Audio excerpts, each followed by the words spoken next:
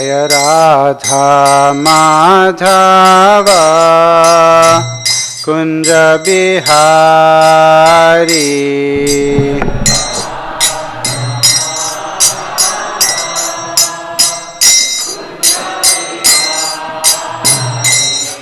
Jaya Radha Madhava Kunja Bihari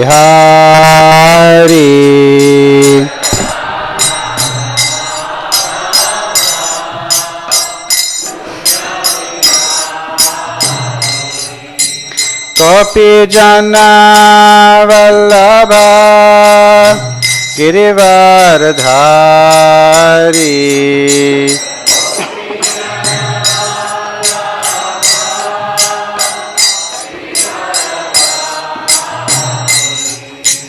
Gopi Jana Vallabha Girivardhari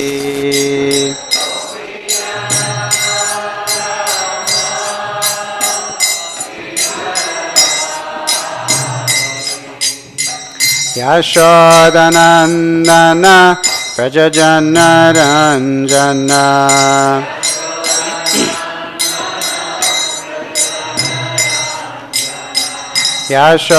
Yashodanandana Prajajana Ranjana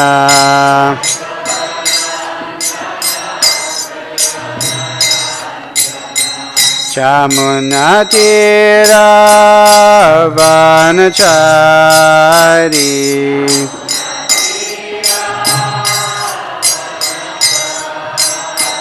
Jamuna Tira Vanachari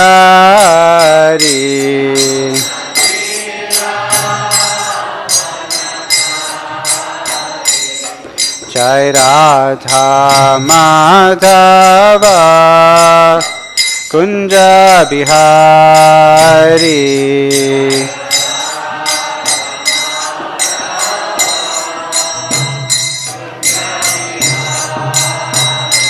Jai Radha Madhava Kunja Bihari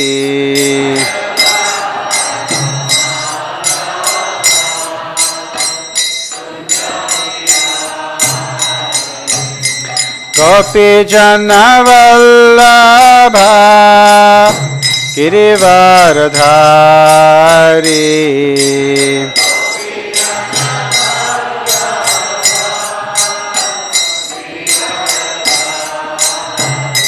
Jai Gopi Jana Vallabha Girivardhari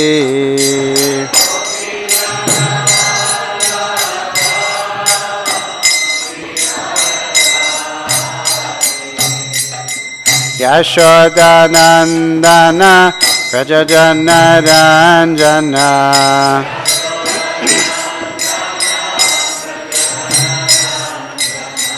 Yashodanandana Prajajana Ranjana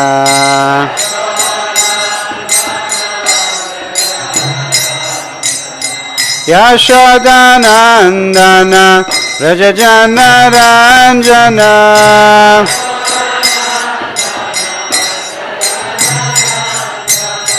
Yashodanandana Prajajana Ranjana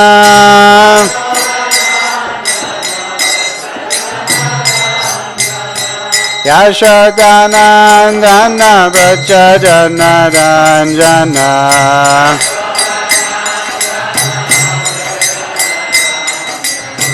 Yashodanandana Prajajana Ranjana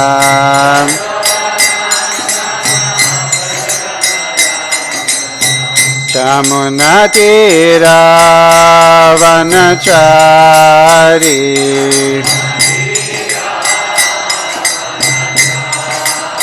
Jamuna Tira Vanachari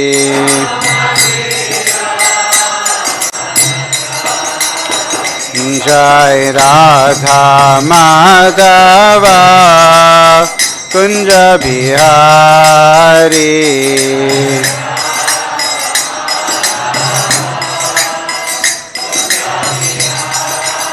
Jaya Radha Madhava Kunja Bihari.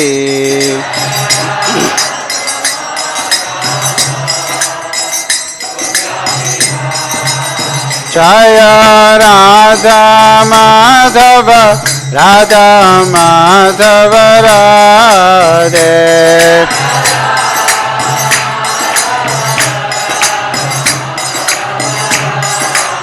Jaya Panchatattva Panchatattva Panchatattva Jai Jai Panchatattva.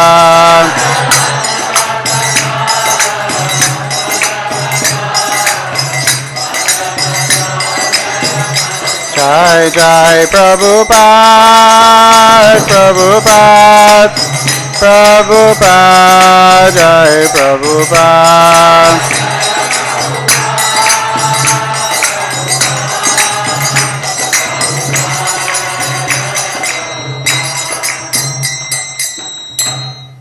Jai Om Vishwapad Paramamsa Parivrajikacharya Sotra Sada Shri Srimati Divine Grace Ace Bhaktivedanta Swami Śrīla Prabhupada ki. ISKCON Beauty Founder Jai Śrīla Prabhupada ki. Grandhara Srimad Bhagavatam ki. Sameda Gaura Bhaktivinoda ki. Gaura Premanande.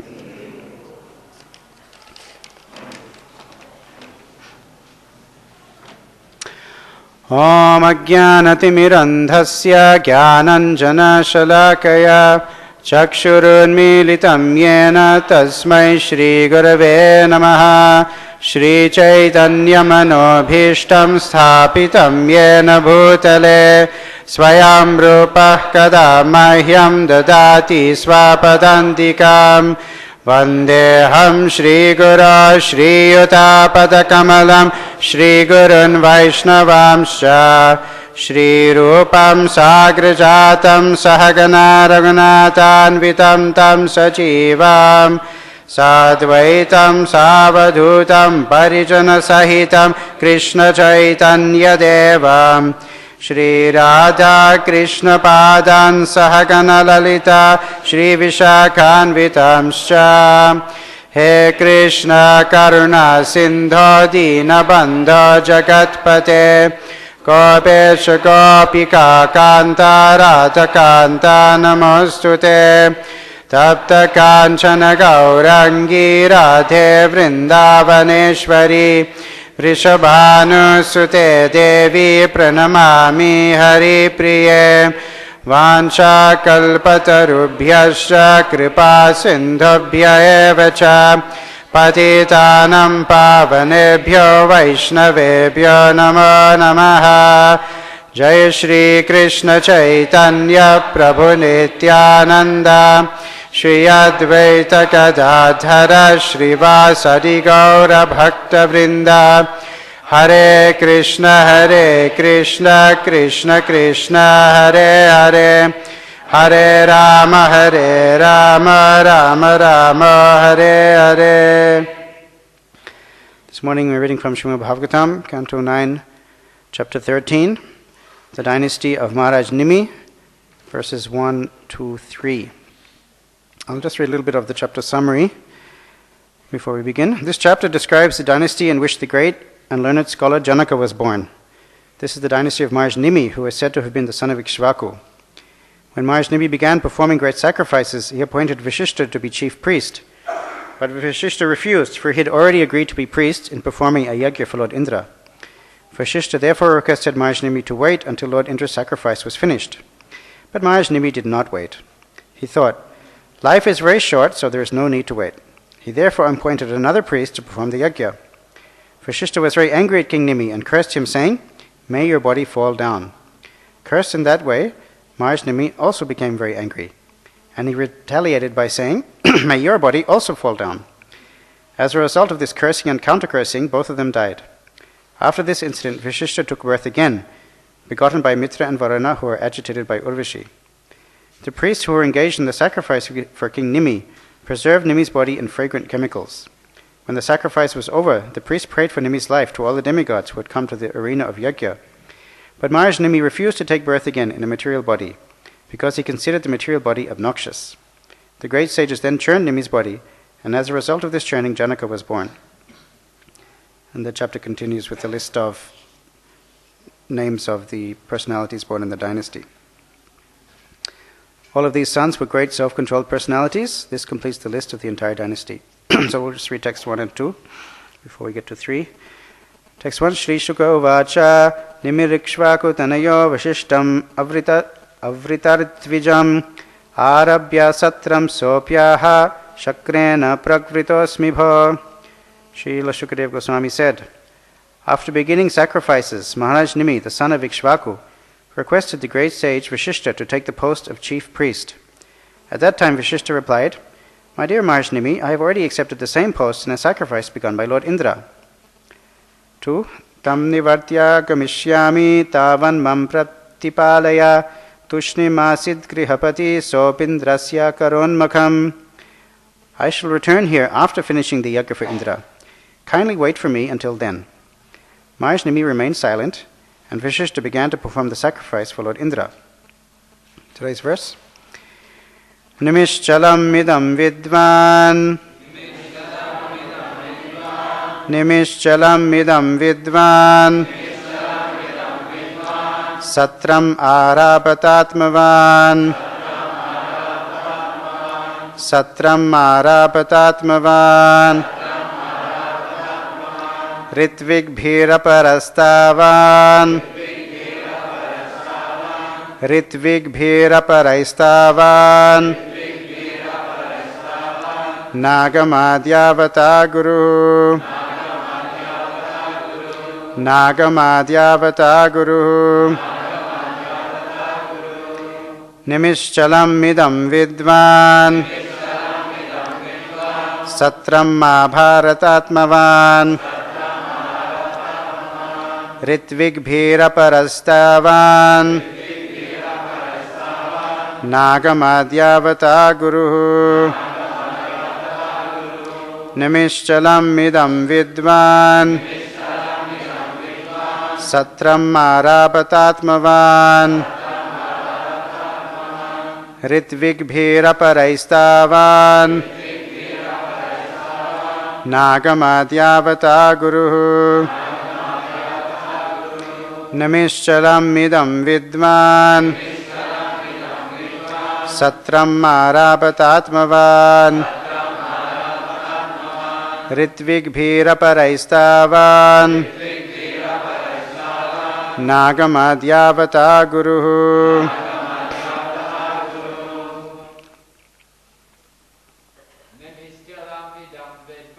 Nimishchalam midam vidvan. Satram arapatatmavan.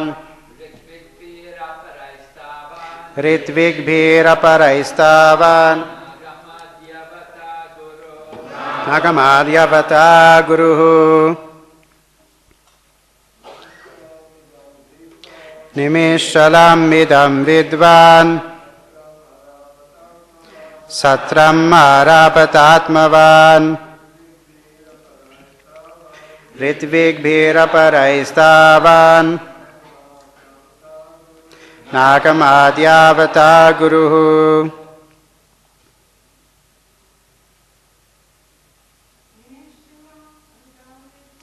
Nimishchalam midam vidvan.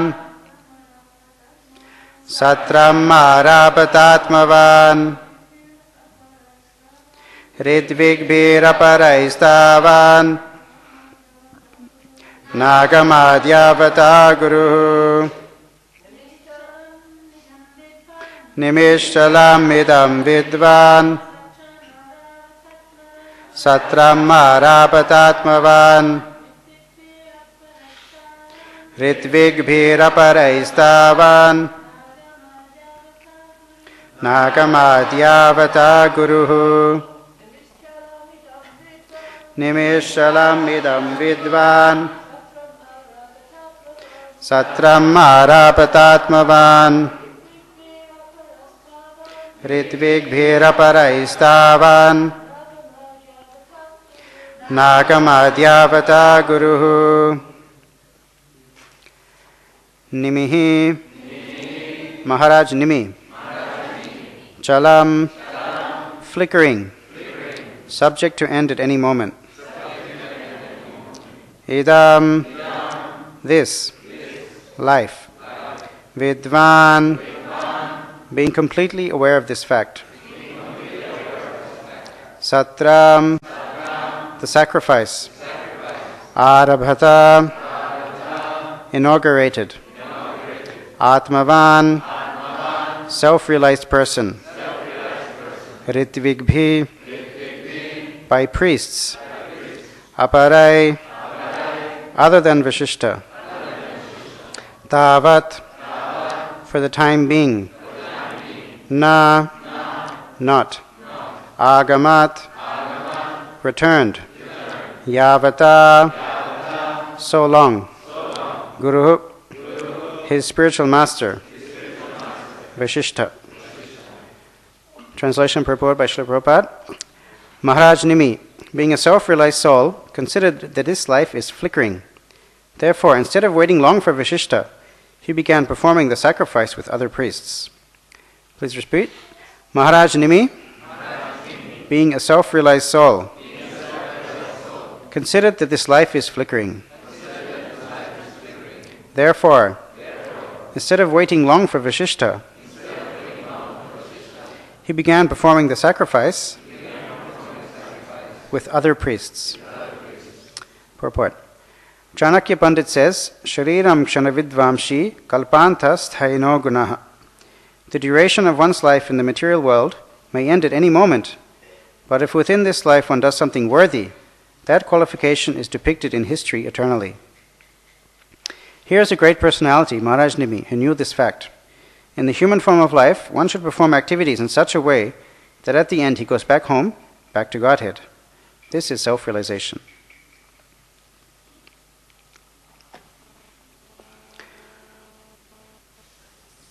So chapter 13, the dynasty of Mahārāja Nimi.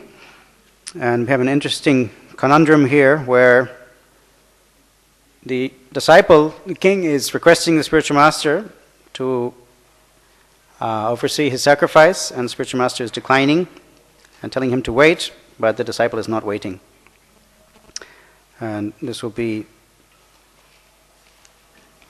elaborated more in the upcoming verses, why Vasiṣṭha Muni was not willing to wait, and why Mahārāja Nimi was not willing to wait, because he considered the life is very flickering.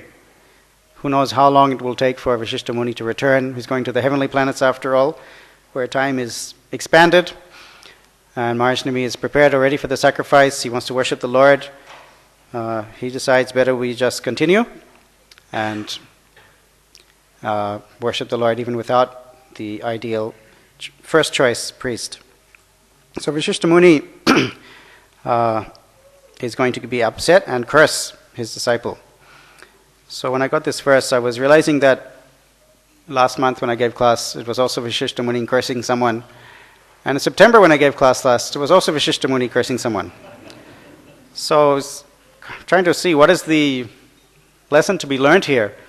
Vasiṣṭha Muni, when we think of Bhagavatam, is not one of the prominent personalities in Bhagavatam. But somehow, 3 times in a row, the verse for me has been about Vasiṣṭha Muni and cursing.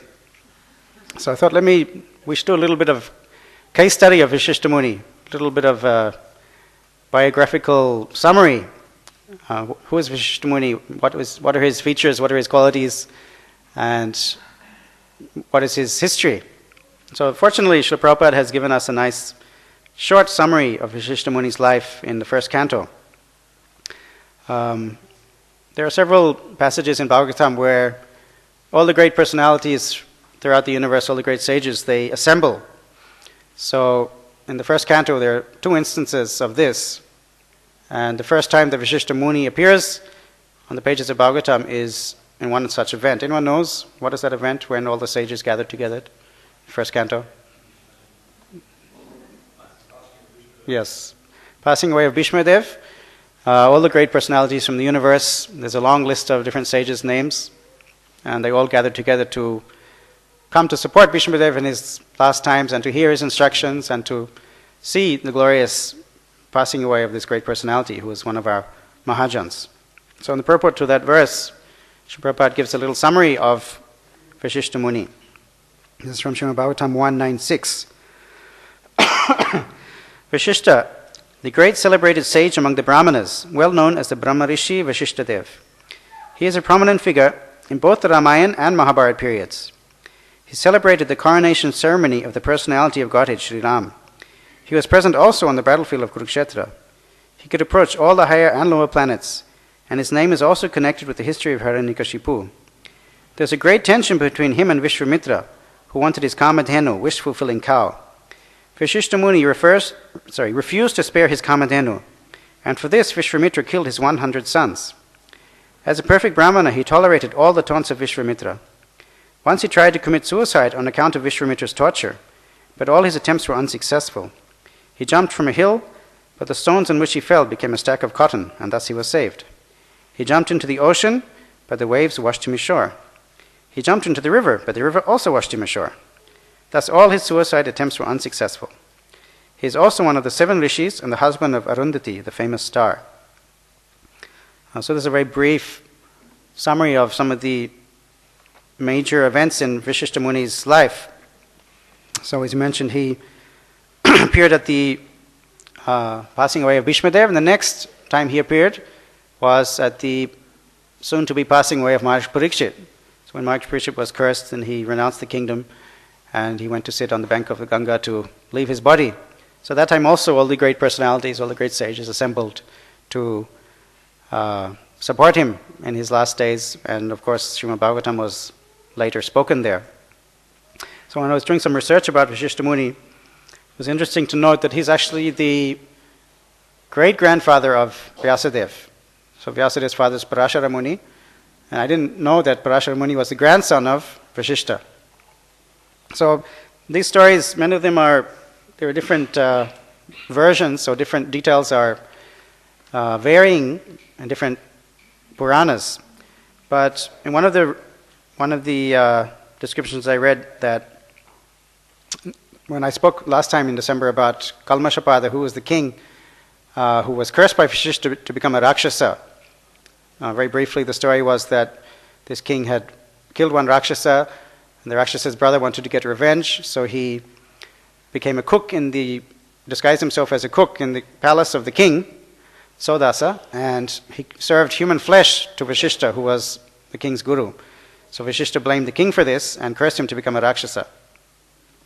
So later on, the Rakshasa king, he ate one Brahmana who was about to have intercourse with his wife, and the Brahmani cursed him that he wouldn't be able to indulge in sexual intercourse. He would die if he did so. So later on, when the king was relieved from the curse, then Vasiṣṭha Muni, he's the one who impregnated his wife. So some descriptions say that this son was Parashara Muni.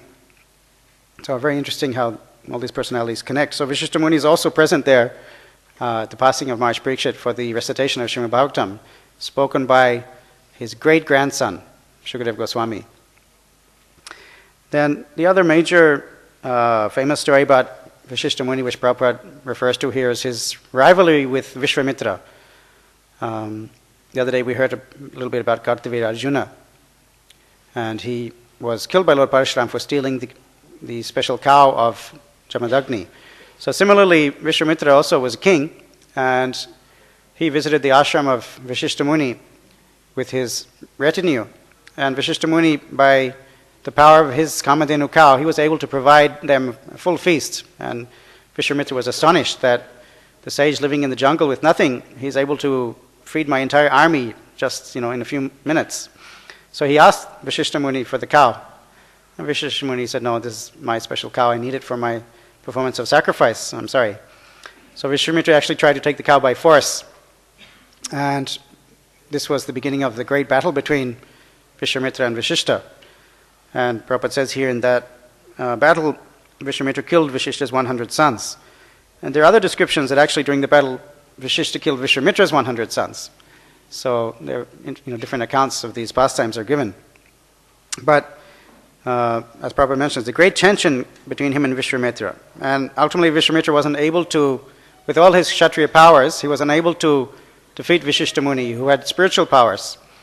So Vishwamitra decided, okay, I can see that my power as a Kshatriya is by far deficient. So he then actually renounced his kingdom, started to perform tapasya to become a Brahma Rishi, Deva Rishi, and he wanted to get as much power as Vasiṣṭha, because he could see the Brahminical Teja was higher than his Kshatriya prowess. So during Vishwamitra's austerities, he was several times diverted by Indra's plan. Indra often gets insecure when he sees some rishis performing great austerities, and he feels that maybe they're trying to take over my post.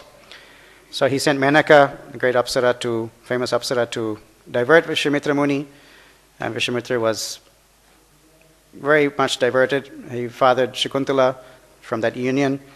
And many years passed by. He was enjoying with Menaka. Then one day he realized that, oh, what have I done? I was doing tapasya to get austerity, to get some spiritual, powers, and I've just wasted it all on this Apsara. And then later on, Vishwamitra also he cursed sometimes. Indra sent some other disturbances, and Vishwamitra would get angry and curse, or he would use his Shakti he promoted one king called Trishanku to heaven. That was also because of his rivalry with Vasiṣṭha. So in various stages of his tapasya, Vishwamitra was diverted, and he lost his potency, and he had to start all over again. And even it would appear that once he attained his full result of his austerities, became a Brahma Rishi, then he also lost his great competitive spirit against Vasiṣṭha Muni.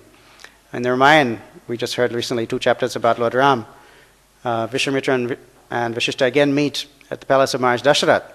When Vishwamitra comes to take Lord Ram to the forest, and Dasharatha is hesitating, saying Ram is too young, he's not able to do this. Then Vasiṣṭha Muni, who is also the guru of Dasharatha and that whole family, he says, no, don't worry. Vishwamitra is a very powerful sage. He can actually kill the Rakshasas himself, but it'll be good for Ram if he goes. So please don't worry about Ram. He'll be fully protected. So on Vasiṣṭha's urging, then Dasharatha Maharaj sends Lord Ram with Vishwamitra. So they're in that pastime, they are cooperating between each other, Vishwamitra and Vasiṣṭha Muni. And of course, Vasiṣṭha is quite a prominent figure in Ramayana. He was present there when all the the Ram and his brothers were born. He was part of that process of inviting the Lord to appear in the family of Mahārāja Dasharatha. It says he performed all the samskaras for Ram, Lakshmana, Bharata, and Shatrugna. He also taught them. And even after the entire episode when Ram returned to Ayodhya, then Vasiṣṭha Muni was the chief priest who actually coronated Lord Ram and placed the crown on his head on the throne. So he was a very prominent personality in Ramayana, as Prabhupada mentions here. And in Krishna's pastimes also, he appears a few times. The Rajasuya sacrifice of Maharaj Yudhishthir, all the sages appear there. Vasiṣṭha Muni is one of them. Prabhupada says he also appeared on the Battle of Kurukshetra. And later on he appears also in the 10th canto. So I was trying to understand, how do we understand these personalities like Vasiṣṭha Muni, who on one hand, he seems to have very great association with the Lord. He's the spiritual master of Lord Ramachandra. And he's also had darshan of Krishna. He was present in Krishna's pastimes also. But then he seems to be under influence of some bad qualities also. He's cursing, left, right, and center, it would appear.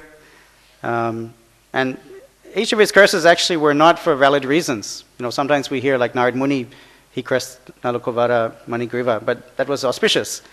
But Vasiṣṭha Muni's curses were not auspicious. They were products of anger or passion. In the first instance, Prishadra, that was my September class, this disciple of Vasiṣṭha, he was guiding the cows in the Goshala, and because of the darkness, one night a tiger entered and started attacking a cow. So this disciple, he went to save the cow, but because there was no light, he couldn't distinguish which is the cow and which is the tiger. So he took his sword and struck at what he thought was the tiger, but actually he killed the cow by mistake.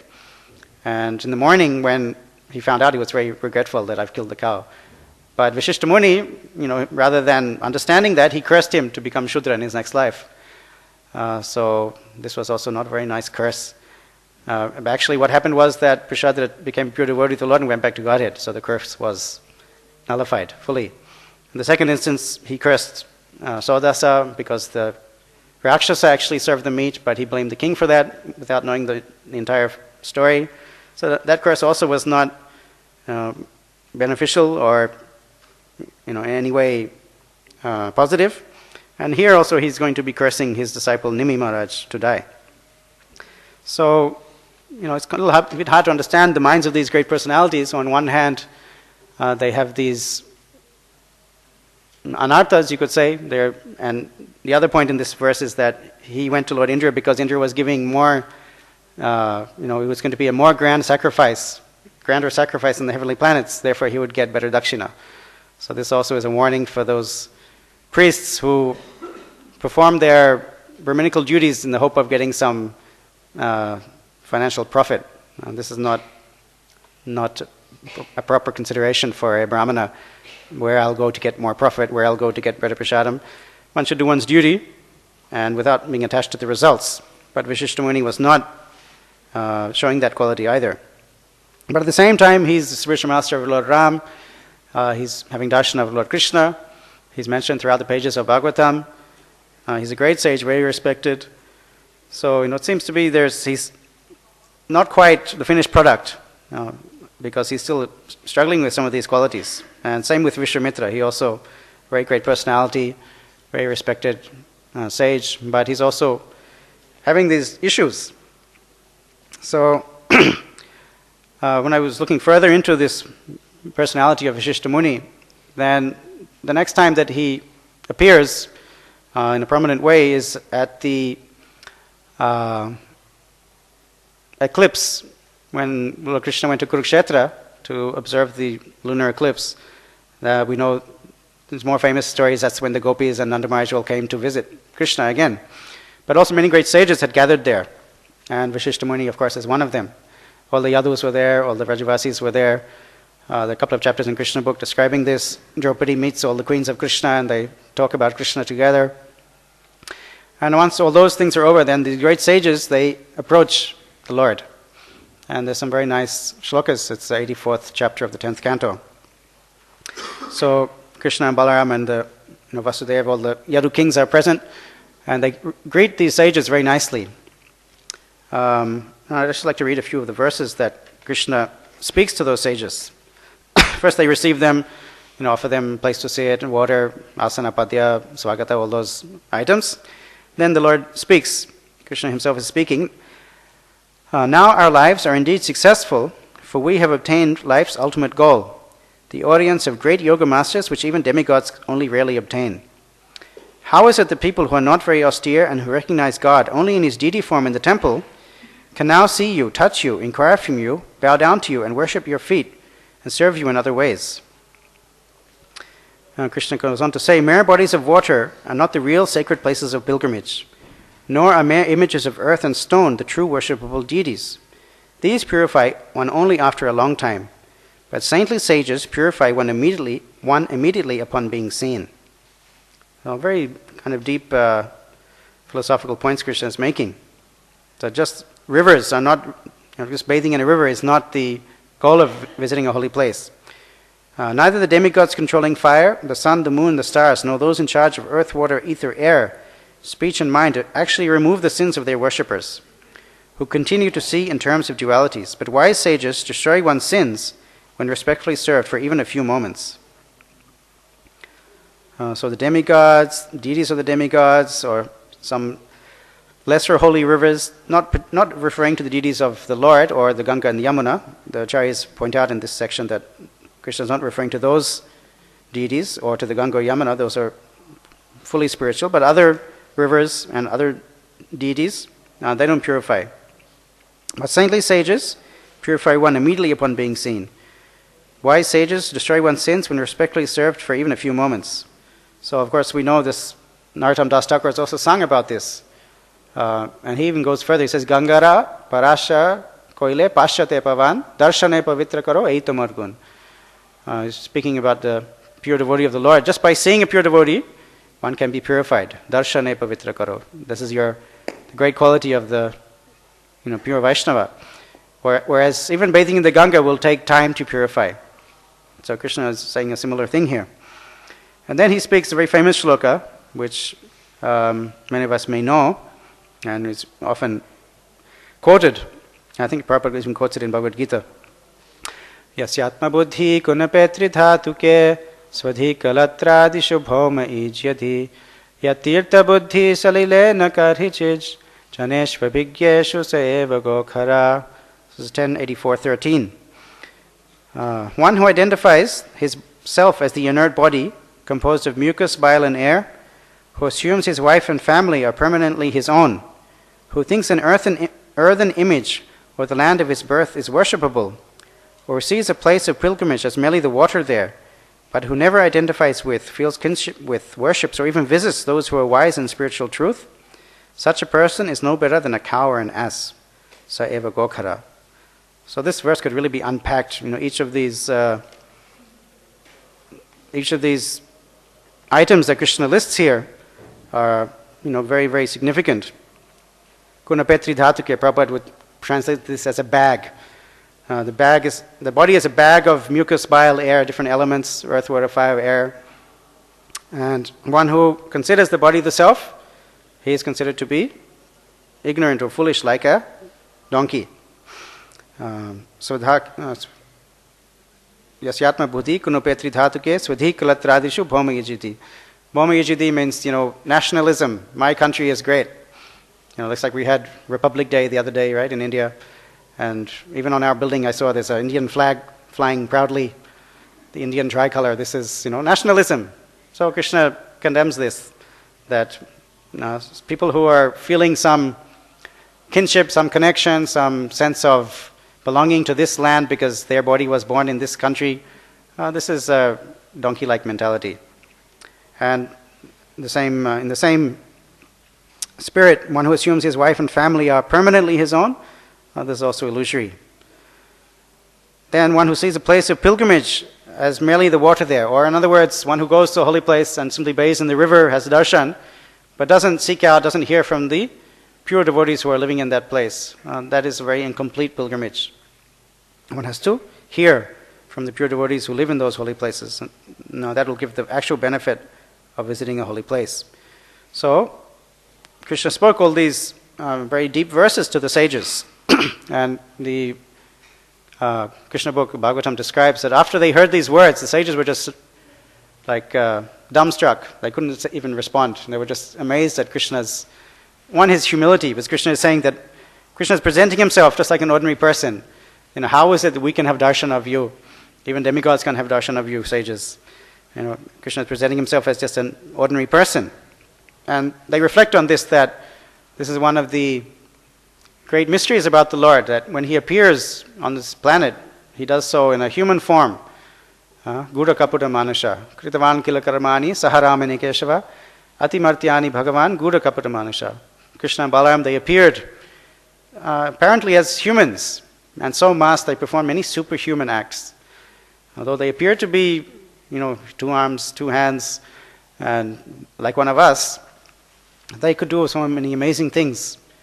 Even though they appear to be human, they were doing superhuman acts. So the sages are, after they recover from their amazement hearing Krishna's words, then they offer some prayers and they mention these points, that it's so amazing how even your kinsmen, the Vrishnis, the others, they don't realize that you're the Supreme Personality of Godhead. They think you're out of friendship or out of familiarity. They just see you as one of them. But actually, my Lord, you are the Supreme Lord, and you've appeared here, for your own purposes. So there's some nice prayers that they offer to the Lord. In the last verse they say, today we have directly seen your feet, the source of the holy Ganges, which washes away volumes of sins. Perfected yogis can at best meditate upon your feet within their hearts, but only those who render your wholehearted devotional service, and in this way vanquish the soul's covering, the material mind, attain you as their final destination. Therefore, kindly show mercy to us, your devotees. So the sages are submitting themselves as the devotees of the Lord. So we don't actually see that previously in all these other stories of Vishvamitra, Vasiṣṭha Muni, many of the other sages. We see their power, we see their Shakti, we see their austerity, and we see their learning, but we don't see their devotion. But it would appear at this point, when they met Krishna at Kurukshetra and they prayed like this, they heard from Krishna, they prayed to him, and they surrendered to him and asked for pure devotion. So, that seems to be like the turning point, where previously they were, great jnanis, but here actually they're becoming Vaishnavas, which is a very significant, when we're talking about Vasiṣṭha Muni, when we see that he's becoming a Vaishnava, that becomes a very significant event for us as devotees. Because we don't think of Vasiṣṭha in those terms as a Vaishnava, but here he's surrendering to the Lord. And in Brihad Bhagavatamrita also, this pastime is referred to and confirmed that then they became devotees of the Lord, all these great sages. So, as if to underscore that, in Lord Chaitanya's pastimes also Vishvamitra and Vasiṣṭha appear. Does anyone know who's Vasiṣṭha Muni or Vishvamitra? I also didn't know, I had to look it up. But anyone knows? Vasiṣṭha Muni became, he was the teacher of Lord Ramchandra. So who was teacher of Lord Chaitanya? Gangadas Pandit. So Vasiṣṭha Muni, who was teaching Lord Ram in Treta Yuga, he became Gangadas Pandit in Kali Yuga, in Lord Chaitanya's pastimes. And Vishvamitra, he's the one who took Lord Ram to Mithila to marry Sita. So he arranged Lord Ram's marriage. So who arranged Lord Chaitanya's marriage? Vanamali. Vanamali arranged the first marriage with Lakshmi Priya. So Vishvamitra became Vanamali and Vasiṣṭha became Gangadas. So I found this really striking because we see, they're surrendering to Krishna in Dvapara Yuga, but then in Kali Yuga they're becoming associates of Lord Chaitanya Mahaprabhu. So it's actually very, very obvious, it's very solid evidence that they weren't simply saying, let us be your devotees, but they actually incarnated as two of Lord Chaitanya's close associates, Gangadas Pandit and Vanamali Pandit. So much so that during the Mahaprakash Leela, Lord Chaitanya was calling his different devotees and offering benedictions and speaking to them. So when he called Gangadas Pandit, he said, do you remember, many years ago, you were being persecuted by the Muslim king, and they were coming to, attack you, kill you, imprison you, some kind of torture. Gangadas Pandit was under threat. So he ran away at night from his house with his family, came to the bank of Ganga to try to escape from this attack. And Lord Chaitanya is reminding Gangadas Pandit, do you remember that time? He's sitting on the asan, presenting himself as the Lord. This is the first Mahaprakash Leela. And Gangadas, yes, I remember.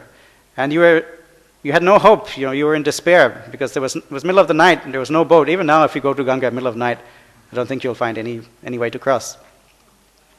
And you were ready to just, again, we saw here, Vasiṣṭha was trying to commit suicide by jumping in the water. You were going to do that, jump in the water, rather than see your family tortured or, harassed in any way, killed. You were ready to just jump in the Ganga and die. Vasiṣṭha Muni seems to have that tendency. But then suddenly a boat appeared. Who was the boatman? It was I. Chaitanya Mahaprabhu was saying, I came as the boatman. This is long before, I think even before Lord Chaitanya was born. This is a previous incident when, Gangadas obviously was a teacher of the Lord. He was much older. So I don't think Lord Chaitanya was even born at this point. But he advented especially to save Gangadas Pandit from this attack. And so the family, they all got on the boat and were taken to safety. And Lord Chaitanya is telling him that I was that boatman who came to save you. And you were ready to offer everything, whatever you had with you. You were so grateful to be saved, you were ready to give me everything. So he called Gangadas Pandit, reminded him of this pastime. So Gangadas Pandit was the teacher whom Jagannath Mishra took Lord Chaitanya to study. And Gangadas Pandit very quickly saw that Nimai was the most intelligent student and he became his favorite pupil. And Lord Chaitanya would regularly defeat all the other students. And he would have just one-on-one philosophical discussions with Gangadas Pandit. Because only Gangadas Pandit was intelligent enough to really understand Nimai's intricate arguments, counter-arguments. Nimai's, he was famous for putting forth some proposition, and no one could defeat it, then he would defeat it, and then no one could refute his refutation, then he would refute his refutation of his refutation. Like that, he was expert in word jugglery. Vasiṣṭha Muni, as Gangadas Pandit, he was of that caliber, but no one else could actually keep up with Nimai. So, I just felt it was really nice to see how Vasiṣṭha Muni, ultimately, he became a Vaishnava as Gangadas Pandit, close associate of the Lord. He also used to visit Chaitanya Mahāprabhu in Puri, and Vishwamitra, who was his great rival in their previous incarnation, you can say, he also became pure Vaishnava as Vanamali Pandit and his association with the Lord. So similarly, some lessons we can take from that, that in our own devotional lives, we may sometimes slip or have some difficulties. We saw how Vasiṣṭha, Vishwamitra, they're falling down, they're cursing, losing their potency. But ultimately they became pure devotees of the Lord. So sometimes also we might be tempted. There are so many allurements of Maya that may try to divert us from Krishna consciousness.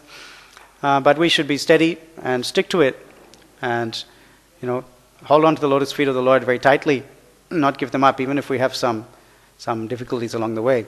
And if other Vaishnavas have difficulty also, we shouldn't be too much focused on that or critical. We should try to help others come up if they're struggling, show some compassion, not indulge in gossip about this one, that one, he fell down, he did this, he did that, which can be a tendency in our society to focus too much on such fall downs or difficulties that devotees might have. Rather, we should be trying to help them and be thankful and grateful and humble that we shouldn't also suffer similar fall downs, and try to help each other advancing Krishna consciousness. So I think we can take these lessons from Vasiṣṭha Muni's life and Vishwamitra's life.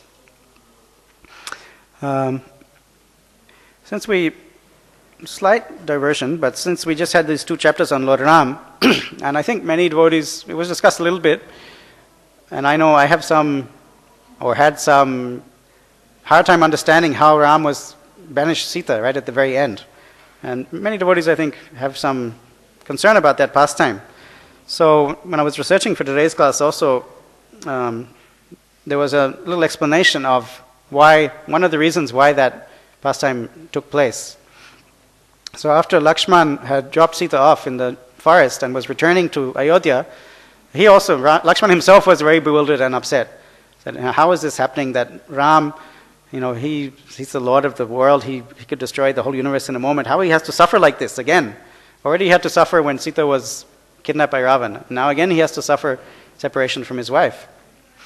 And he was, Lakshman himself was bewildered by this. So if we're a little bit confused, I think it's understandable.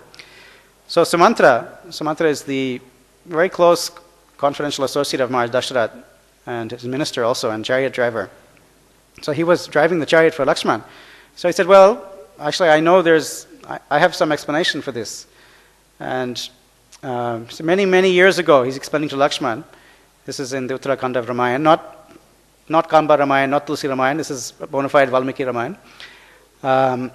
He's described that when Dasharath was young and the boys were young, he went to meet Vasiṣṭha Muni, and at that time Durvasa was also staying with Vasiṣṭha Muni.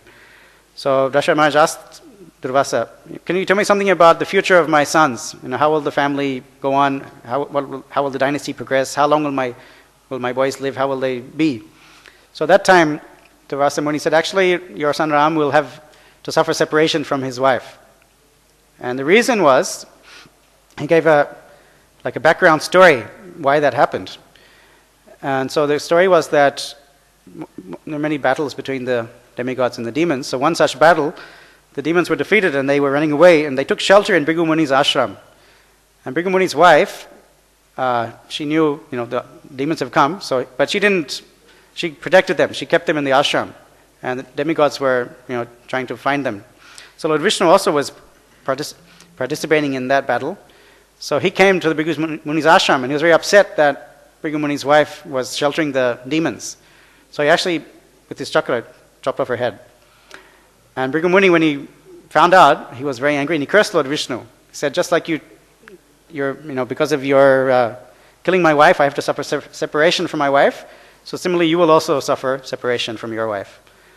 So Sumantra is telling this story to Lakshman, and Vishnu, in the story, Vishnu says he accepts the curse. He says, "Okay, I accept your curse." And actually, Bhrigu Muni immediately repents. He said, "Oh no, what did I do? I'm sorry. I shouldn't have cursed you, my lord."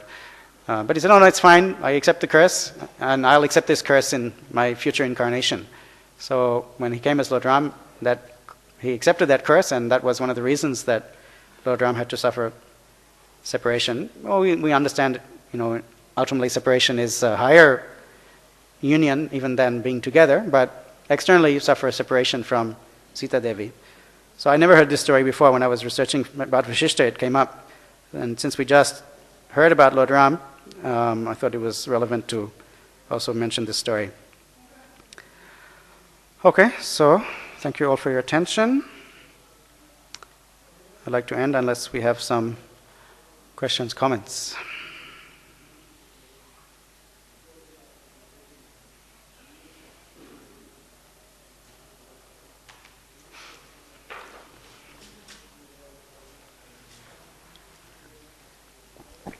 Thank you, Prabhuji. So in case of Vasiṣṭha Muni, is there any account that when this pastime took place, this incident took place? Which one? Which is mentioned here.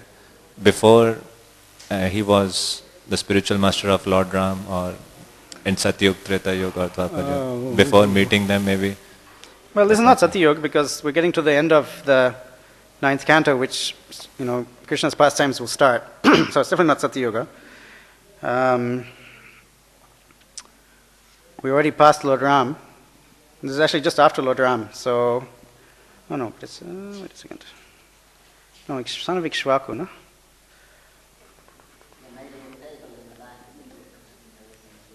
I'm not sure if this version has the table. Oh, it does. Dynasty of Nimi.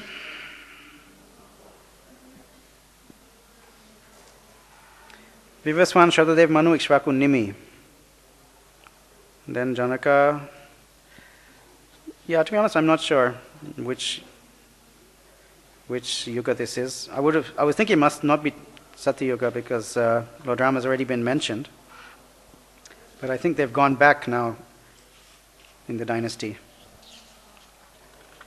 Maybe a possibility that he was cursing before he met Lord Ram or Lord Krishna and became... definitely before he met Lord Krishna, because that was the end of Dwapara Yuga, and this happened much earlier. Mahārāja Nimi appears later in the 11th canto.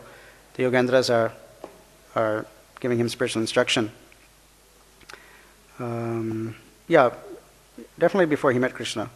It's only after he met Krishna that exchange at Kurukshetra that he actually prayed for pure devotion and evidently became a pure devotee by incarnating in Lord Chaitanya's pastimes as Gangadas Pandit.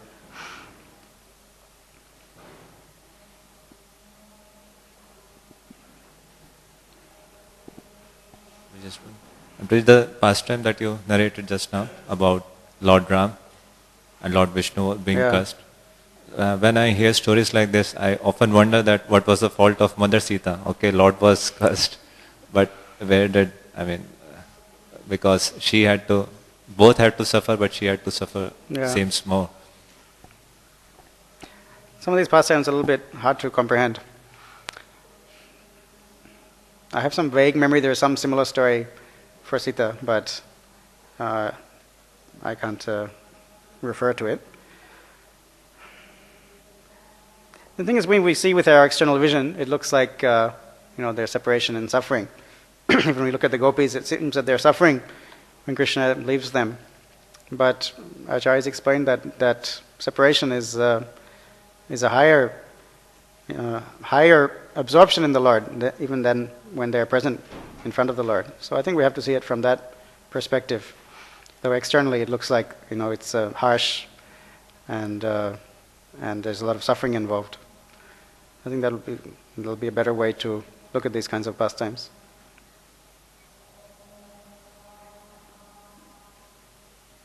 Anything else? Okay, thank you very much. Srimad Bhagavatam ki, Srila Prabhupada ki, Gaur Premanandi.